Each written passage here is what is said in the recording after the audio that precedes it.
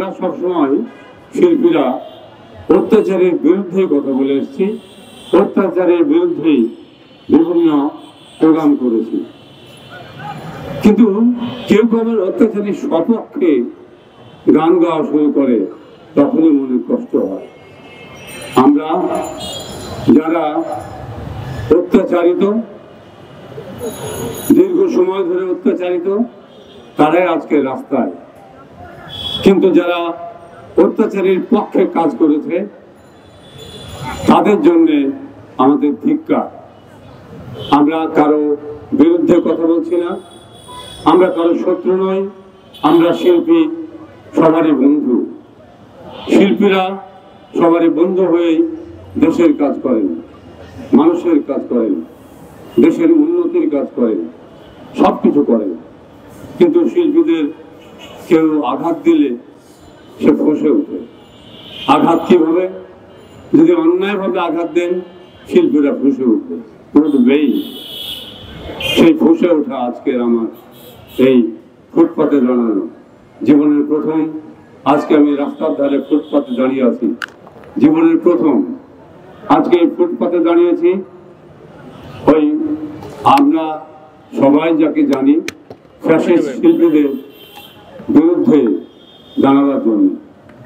তারা নিজেদের স্বার্থ হাসিলের জন্য অনেক কিছু করেছেন, কিন্তু আমরা সেই স্বার্থ হাসিল করতে চাই না। আমরা জাতীয়তাবাদী শিল্পীরা আমাদের শুধু নিজেদের নয়, দেশের মানুষের, দেশের সবকিছু উন্নতির জন্য কাজ করে যেতে চাই। আমরা যেতে চাই আমাদের সবকিছু উজাড় করে দিয়ে দেশের উন্নয়ন।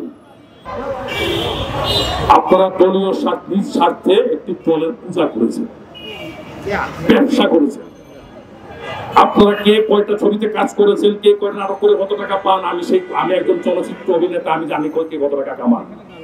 আপনাদের 25 কোটি 30 কোটি টাকার ব্যাংক ব্যালেন্স কি করে থাকে, এফডিআর কি করে থাকে, আপনাদের আমেরিকা পারে থাকে কিভাবে, আপনারা রেঞ্জ রোভার গাড়ি চালান কিভাবে? নিশ্চয়ই তো ওই বান্দা পানি থেকে না।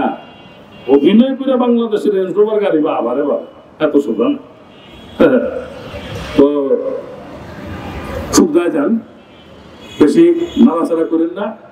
ঘাটাঘাটি করলে আমরা ঘাটাঘাটি শুরু করবো, অনেক কিছু নষ্ট হয়ে যাবে আপনাদের। আর একটা কথা বলি, এই যে 15ই আগস্ট আপনারা সবাই মিলে যে হঠাৎ করে চেতনায় উদ্ভূত হয়ে গেলেন, আমাদের তরফ থেকে আমরা অনেকেই বলেছি এটা নিশ্চয়ই কোনো পূর্ব পরিকল্পনার একটা শর্ট, একটা প্রতিচ্ছবি সেদিন আপনারা আমাদের সামনে উপহার দিলেন। সেটা অনেকেই বলেছে, অনেক বুদ্ধিজীবী বলেছেন না না এইসব টাকা পয়সা দিয়ে কি হয় না কি, হয়তো তারা নিজেরাই দিয়েছে বা হ্যান ত্যান।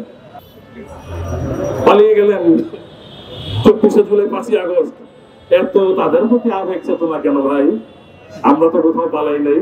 আমার নেত্রী বলেছেন আমি বিদেশে যাবো কেন, বিদেশে আমার বাড়ি ঘর নাই, আমি বাংলাদেশে থাকবো, বাংলাদেশেই মরবো, বাংলাদেশে আমার ঠিকানা, বিদেশে আমার কোনো ঠিকানা নাই। আর আপনার তো অনেক ঠিকানা, হ্যাঁ, বেলজিয়াম, ভারত, হ্যাঁ, আমেরিকা, বহু ঠিকানা। আমাদের কোনো ঠিকানা নাই ভাই। আমরা বাংলাদেশের মানুষ, বাংলাদেশের জনগণের পাশে থাকবো।